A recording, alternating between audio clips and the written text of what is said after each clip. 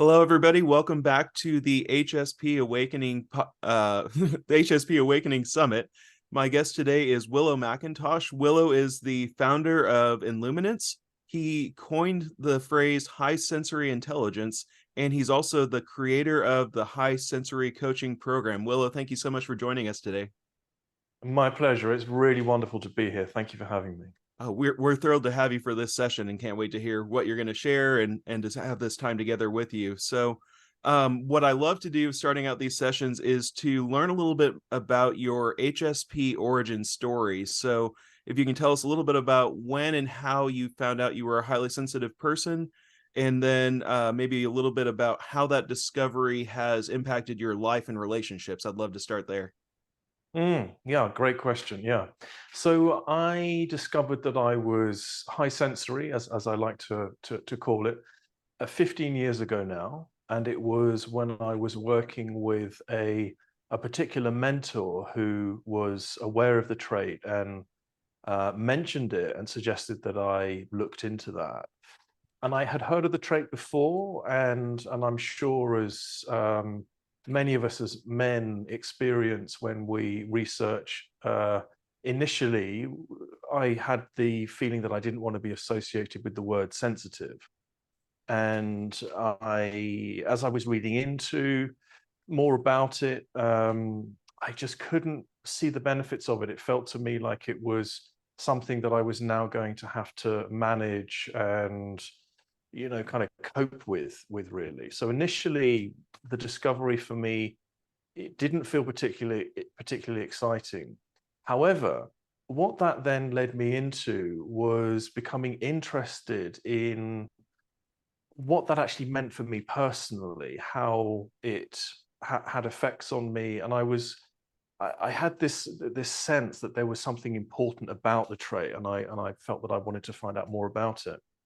So that kind of that moved me along with it. I didn't really, get into it too much at that point. However, I began working with a different mentor who happened to be very experienced with high sensory people and started to ask me some very key questions. He was a highly skilled facilitator, one of the great coaches that doesn't give anything away and makes sure that everything is experienced personally by the people that he works with. And he asked me some very key questions, one of which was, what is your reality, Willow? And the way that he posed that to me and the effect that it had on me at the time was quite profound. And I suddenly realized that the way that I was experiencing the world was actually really important to me and had always been connected with my experience at a spiritual level and my interest in the welfare of the world, the welfare of humanity. And I started to realize that all of these higher sensory abilities in me were actually were geared towards a cause, it felt like.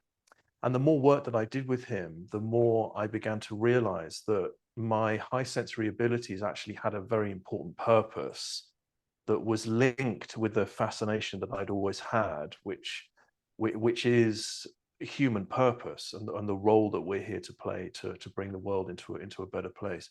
And that really started to open up everything for me and allowed me to truly come into ownership of my skills and abilities, which is what led me to what I do today.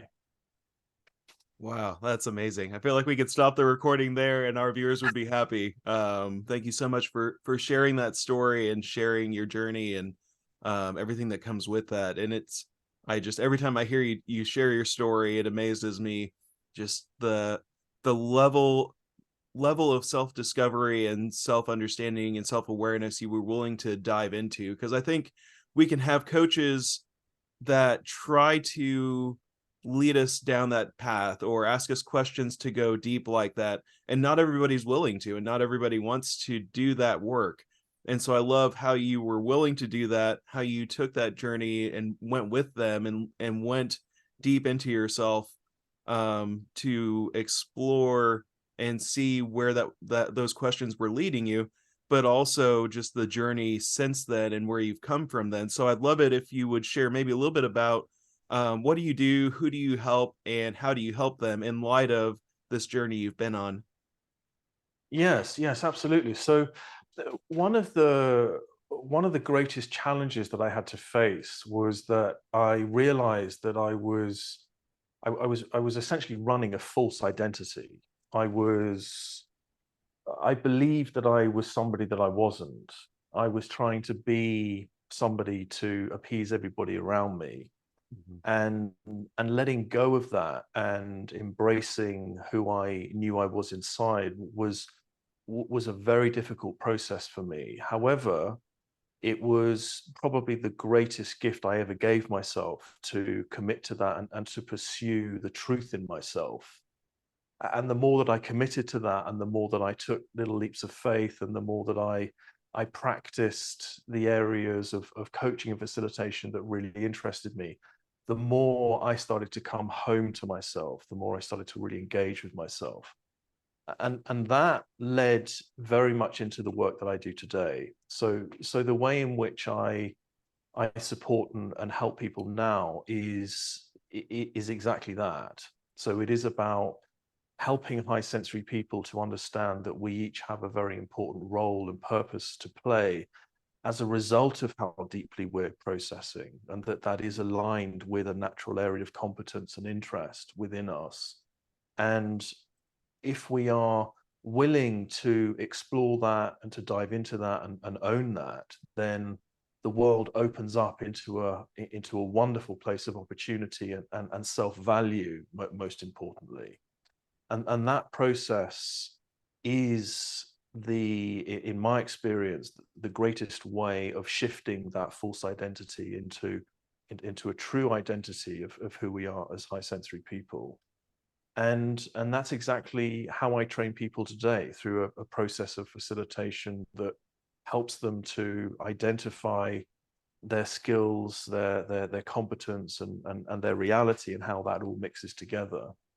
Um, and um, and it's something that I do because I know that I'm here to do that, and and that in itself has helped me to realize that all of my life's training and challenges has really been preparing me for this work.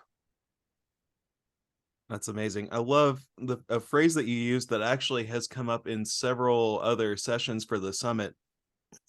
And it's the phrase coming home to myself, or coming home to ourselves.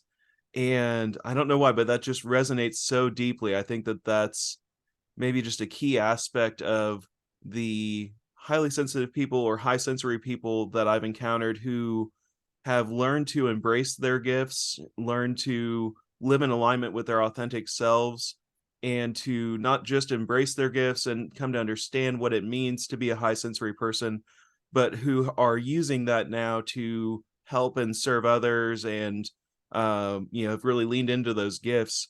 So many of them have used that phrase of coming home to ourselves, and so I just love that you shared that, and love that that's part of your story as well. Because it really is, there's so much truth to that, and hopefully it'll resonate with our viewers as well. That idea that we so often, as high sensory people, especially with the empathic nature that comes with the trait, I think it's easier for us to understand what people expect of us. And because of that, so often it's just easier to conform to those expectations, as opposed to really looking at our individual wiring or our individual sense of purpose. And so, what I'd love if we could dive into a little bit is, how can we start to reveal our purpose as a high sensory person?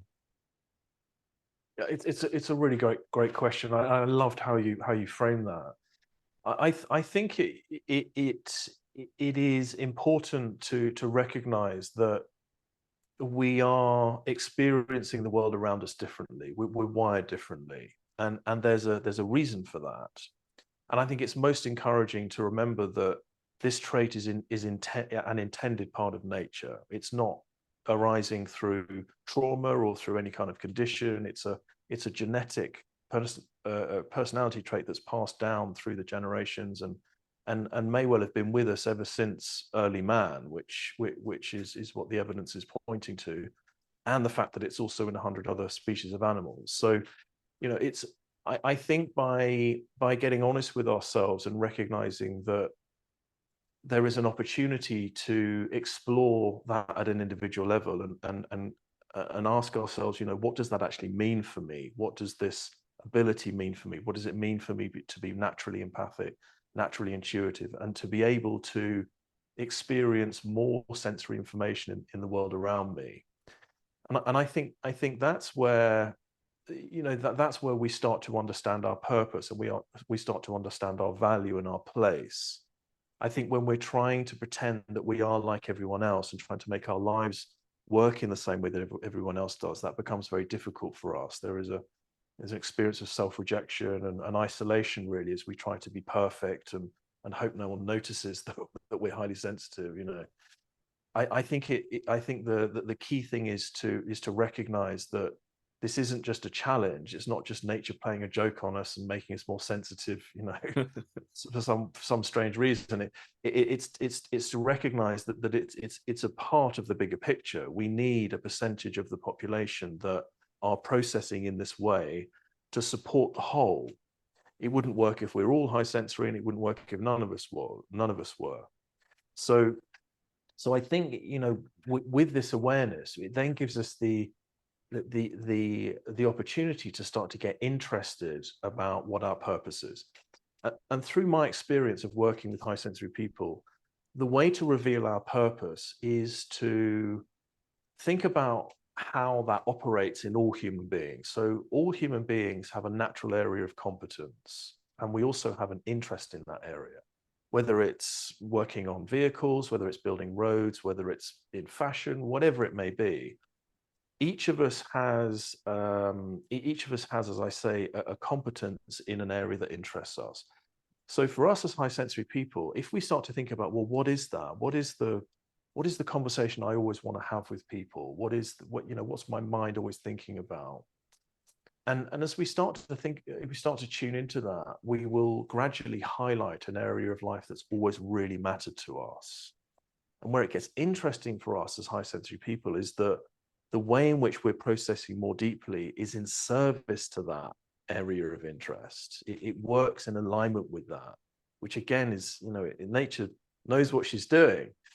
So if we start to tune into that and we start to think about that, gradually we start to realize that our purpose lies in this area of interest, and the way in which we're perceiving more deeply is serving that.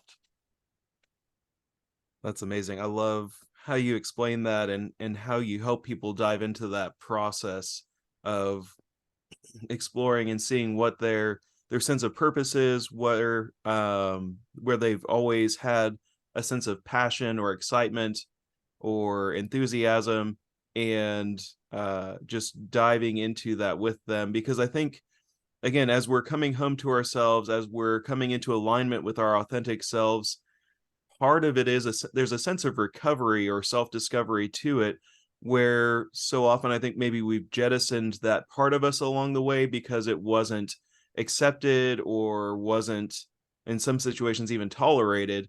You know, for those who have wild imaginations and who love being creative, or for those who are just naturally energetic and enthusiastic, and maybe, you know, we're told to quiet down or keep that to themselves, or you'll never make money doing whatever, you know, they're passionate about. They just it's easy to fall into the trap of burying that part of ourselves. And so I love that you help people go deep in that area and rediscover those gifts, because I think that's where that sense of coming home comes from, or the sense of self-recovery comes from, is that idea that maybe there's this missing piece of us just waiting to be rediscovered. And I think for many people that I've spoken with, discovering that we are high sensory people is the first step of that, because it's like, oh, there's so much more to me than what I understood. Or for many of us, as we go through the different self-tests, we realize, oh, wow, there's so many of these boxes that I can check off. And you're telling me that not only is there a reason behind this or an explanation for this, but you're also telling me that I'm not broken, I'm not weird, I'm not strange, I'm not this, oddball that needs to keep to himself. You're saying that there's a reason behind it. And I love, the word you use, intended, and just the significance of that word. But I think in so many ways it's just amazing to walk down that path. And I love the fact that you're there as a guide for people in the work that you do, to take that journey with them and to give them permission to think back to their childhood and think back to those experiences, and to rediscover this beautiful part of themselves that they may have subdued or even just completely buried and walked away from. Because I think that's where so many people that I've met have rediscovered their passion for life and their sense of purpose, and really, in a sense, come back to life because they've gone on that journey. And so just the fact that you and your, those that you're training are helping people do that is amazing. And I think the world needs that so much right now. That sense of guidance and purpose, and then just permission to be our authentic selves and see where that leads us and the adventures that come from that. So that's amazing. One thing I would love for you to go into a little bit more is why you believe that it's important to reframe the trait from sensitivity to the idea of high sensory intelligence. Yeah, thank you, thank you. And I love how you put that before. The recovery of the authentic self is exactly the word, the way to put it. I love how you put that. Absolutely right. Yes. Yes. So the reason that I feel it's important to reframe the phrase from sensitivity into high sensory intelligence is because the very fact that we're processing more sensory information at a deeper level is a type of intelligence. In other words, it's more information that we are receiving that's giving us data about the world around us, and that is a bigger picture. And when we link that up with our area of interest, we come to realize that we are seeing a bigger picture in a very specific area of life that we're born to serve in.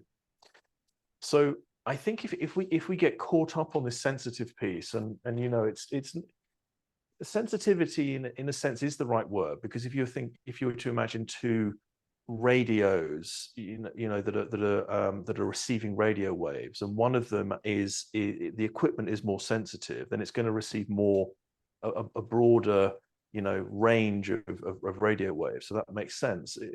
However, because of the connotations that are associated with the word sensitive, I don't think it gives us the full picture of what the trait is capable of. Now, the other reason why I think it's important to give us an insight into what the trait is really capable of links back to what you just said. Actually, is the recovery of self, by recognizing that this ability that we have is connected with our authentic self. It's actually a part of who we are. We're meant to be living a deeper experience of reality. And as we start to link that up with what we really care about and what feels right within ourselves, we tend to find our joy again. We tend to find our passion again. We find meaning again. We start to get excited about our place in the world. And if we then start to link that, well, hang on a minute, things are starting to make sense now. Having this sense of meaning and purpose, and wow, isn't it amazing that I'm actually able to see the world more deeply in a particular area that really fascinates me. And then, then suddenly we get this powerful sense of purpose, that we're actually here to do something in a very specific way that deeply matches who we are. Yeah, that's amazing. And I love the way that you explored that, and especially that sense of when we come home to ourselves, not only do we come into alignment with our authentic selves, not only do we have that sense of self-recovery, but you're absolutely right that the passion, the joy comes back into our lives. And what I often talk about with my clients is what I call the 5 pillars of healthy self-worth. So beauty, courage, wisdom, joy, and love. Because I think, excuse me, at least in my own journey, those were the areas that, as I learned more about myself and my wiring and who I was created to be or born to be, and what it looked like to live in alignment with my authentic selves. Those were the 5 key areas that really came to life, and just this sense, this desire for self-expression that I think I had been suppressing for so long, and this sense of joy and excitement, my natural curiosity came back to life. The sense of self-love, but also compassion, all of those things just became so much more heightened. And behind all of those things is courage as well. And that sense of boldness and embracing my uniqueness.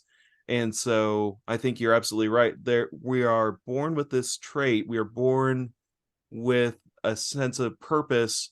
And when we're children, I think we live in that naturally because nothing has come across our paths and nobody has really assaulted that sense of self-worth. But I think as we're growing up and we're told that we are too sensitive, that there's something where it's communicated either overtly or covertly that there's something wrong with us, that we're different, that we're strange, we start to hide those things that are natural aspects of our trait and natural ways for us to express ourselves. And as we do so, I think we do, in a sense, start living what I call half lives, where we're just kind of this pale reflection of the person that we were born to become. And for me, and I think for many others from what you're describing, it's the sense of discovering, one, that we have this trait of high sensory intelligence. Becoming aware of it is the first step, and then really growing to understand it is the next step of what does that mean, what all is included with the trait. But then, like we're talking about with this summit, the sense of awakening that comes after that, of reawakening to the gifts that have been there all along, and in a sense rediscovering these gifts that have been locked up inside of us. I think you're absolutely right, and I love the way you talked about that process, because it is this sense of coming back to life and coming back to ourselves.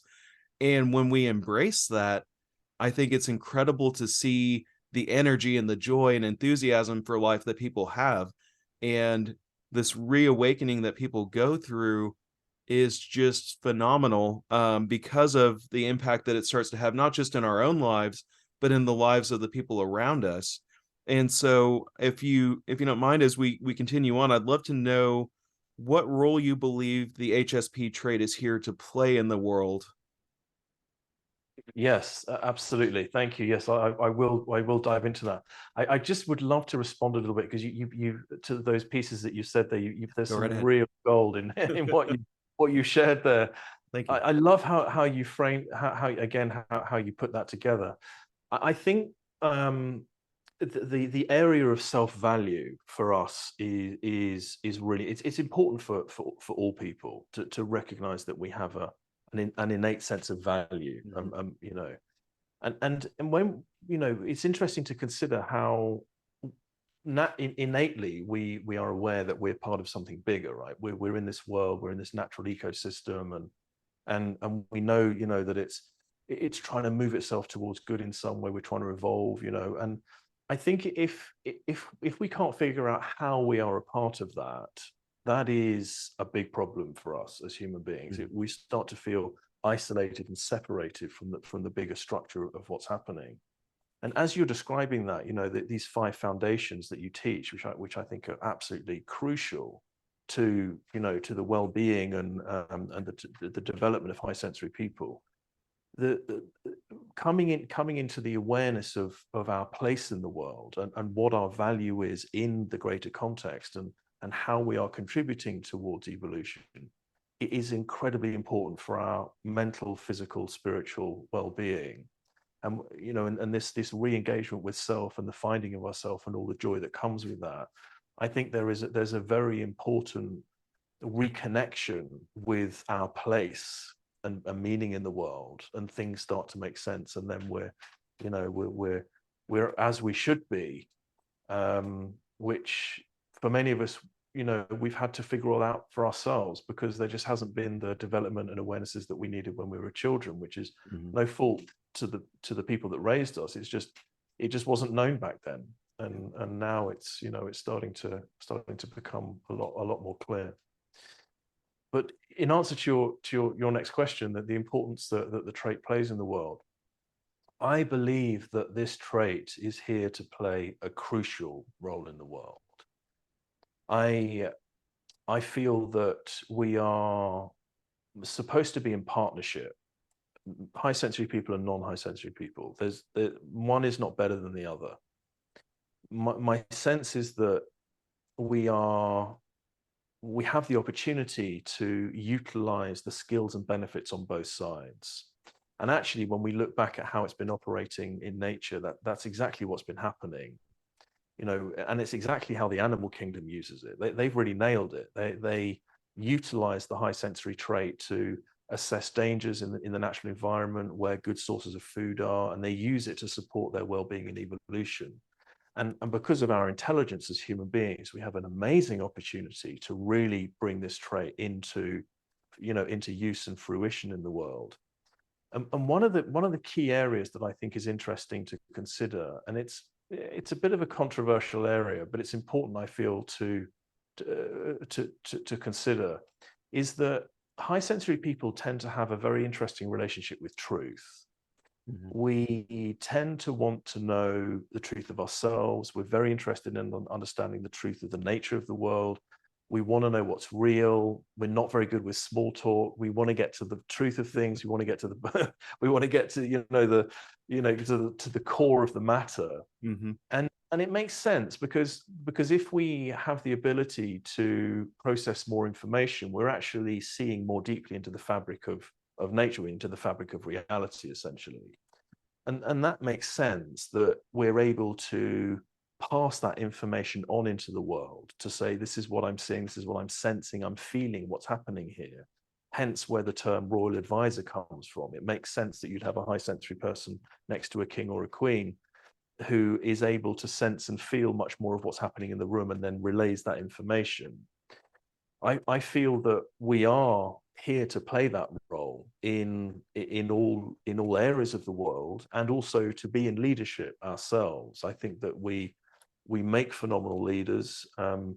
There's evidence in the animal kingdom, especially in the rhesus monkeys, that when they're trained by very skilled mothers, the high sensory rhesus monkeys make exceptional leaders.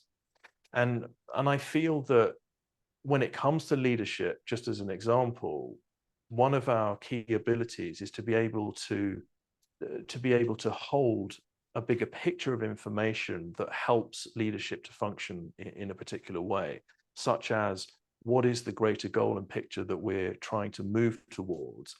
What are the skills and natural competence in the people around us in our team that are able to move things forward in that way? We're able to feel and sense when something's not feeling right. We're able to feel whether we're on track with a goal and a vision, and is that goal and vision actually beneficial or not to what we're trying to achieve. Mhm. So the abilities that we have, I feel, are providing us with an exceptional advantage in all areas of life. Whether it's schooling, in government, in organizations. I think as we start to really claim our ability and recognize that we have such an important voice to share, that we are able to now come together in partnership to achieve visions for the benefit of humanity. Wow, I love that. And I love the picture you're painting as you're going through that, and the idea of what the world could look like as more and more of us embrace our trade, embrace our natural wiring, and embrace the gifts that come with high sensory intelligence, and start to live out our purpose on an individual level, but then just the positive ripple effect that comes out of that. So I'd love it if you don't mind just kind of dreaming out loud a little bit. I'd love to know what, when you think about the work that you're doing, the work that others are doing to bring more awareness to this trait and to wake people up to this gift that's inside of them, um, what do you think, in terms of just even forecasting or dreaming out loud, do you think the world could look like if more of us begin to share about the trait and more people begin to embrace the trait and discover that sense of purpose? What do you think that could do in the world? Yeah, it's a very interesting question. I think fundamentally the outcome of that is for us to help the world to understand that we are part of a living, breathing ecosystem. That yes, human beings are all about evolution and we're amazing with the development of technology and, making our lives better. It's phenomenal what we're up to. But the trouble is if we are running unchecked, especially as, if we consider the next 1,000 years as we move into where AI is taking us, how we're going to start managing the natural resources that we have, all the areas or, pursuit into the space race. The thing is if we are pursuing goals and pursuing evolution without the awareness that we are a living, breathing, natural part of an ecosystem, and if we lose sight of that in the next 1,000 years, we could do irreparable damage. And the role that I feel high sensory people play is that we can naturally feel that connection with the world very deeply. So, if you've got 5 people watching television, one of them's high sensory, and there's something happening on the news that is destructive to the planet in some way, or that we're sitting in pain. We're quite literally feeling the pain of that. And it's not just because we're sensitive, it's because we are aware of how we are fundamentally interconnected with the planet. So I think the opportunity that we have, the vision that I see that is there for us, is to absolutely encourage our pursuit and our evolution. That yes, populating Mars may be an amazing idea. Why not? Why not wake up Mars? That could be a phenomenally wonderful thing to do for that planet and for us to, to be able to, to bring benefit to the planet in that way. So, so I'm not, I think that our hunger for advancement in many areas is a wonderful thing. But I think our role as high sensory people is to check and balance things, to help us as a human race to understand that there are limitations and there are ways in which we can really look after the future of the human race by understanding the very nature of who we are and what we're really a part of. Wow, I love your explanation and exploration of that topic. And I think you're absolutely right. With the advancement of technology, there is so much this risk of losing touch with our humanity. And I agree that in a sense, we can be a moral compass, or we can be the people who ask some of the tough questions along the way of, yes, we can do this, but should we? Yes, we can make these advances. Yes, we are capable of incredible things and new levels of technology and space exploration and so many other things. But is that in doing those things and pursuing those things, is it possible that we might begin to lose touch with ourselves and how we're wired and our sense of purpose, or lose touch with our humanity as a whole, and become so focused on pursuing those goals that we in a way lose touch of our empathic selves, or we stop taking care of one another, and that becomes less of a priority than these big visions that people are casting. And so I think you're absolutely right there, that because those things are natural, because compassion is a natural part of who we are as high sensory people, because love for one another and taking care of each other, and in some ways forecasting the needs of others and meeting those needs preemptively, all of those things are part of how we're wired. You're exactly right I believe in that viewpoint and in that forecast, because it is essential that we remain compassionate, that we remain connected to one another. And that's part of our gifting. That's part of who we are, is just naturally knowing when somebody's hurting, or when somebody needs to talk, or when somebody even has a dream or a vision locked up inside of them and they need someone to talk to them, or a safe place to share that vision so that they can fully step into that. And so there are so many gifts that we bring to the world, but at the end of the day, it requires us to have the courage to embrace those gifts and to raise our voices. So if you don't mind, as we kind of bring things to a close, I'd love to know, what are a couple of steps people can take to start embracing their high sensory intelligence and maybe start finding the courage to raise their voice and speak up as they see the world trending in one direction, but maybe their heart's telling them that they need to ask some tough questions or put the brakes on some things and say, is this the right direction? Is this really where we want to go?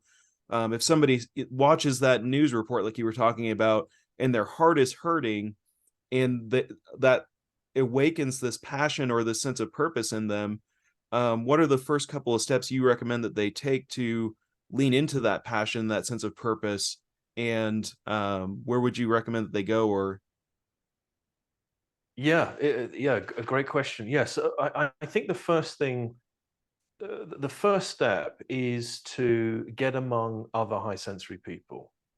That, for me, initially, when I did that myself, it was world changing for me. And it's not just because we're looking for, other like-minded people, but the opportunity that affords us is we start to realize that there are other people that are thinking like us, other people that have similar visions to us, and other people that are experiencing the world in the same way as us. When we have that sense of a calling, or we're being driven because of a pain we're experiencing, Mhm. if we're trying to share that with people around us who don't see the world in the same way, they're not feeling in the same way that we are, then that can isolate us further, and we can end up thinking, well, maybe I'm crazy, or maybe I'm making this up, or maybe it's not real in me, and then things just get worse for us in that way. So I think by giving us the opportunity to join a community, to find other people that are getting together, Meetup is an amazing way to do that. There's many high sensory groups on Meetup, for instance, or even if it's a spiritual event of some kind. I think that is a first step that really starts to make a difference, where we're given the opportunity to be seen and acknowledged in the importance of our conversation and what we have to say. I think that's one of the first steps, definitely. Yeah.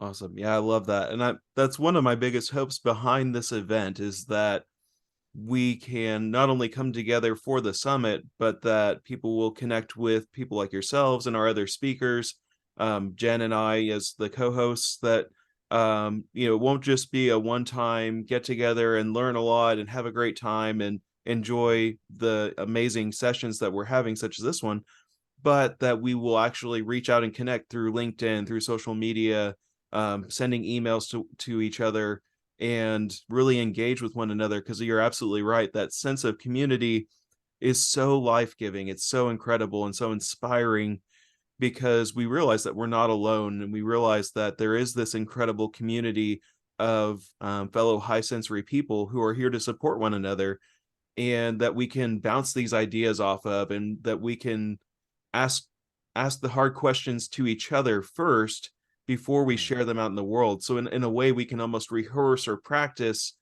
the thoughts that are coming up in our hearts, within a safe place with one another, and refine the way that we need to say that, so that when we share it with the world, we come with more confidence and more courage, and that and are able to articulate that in a way that really hits home and is direct.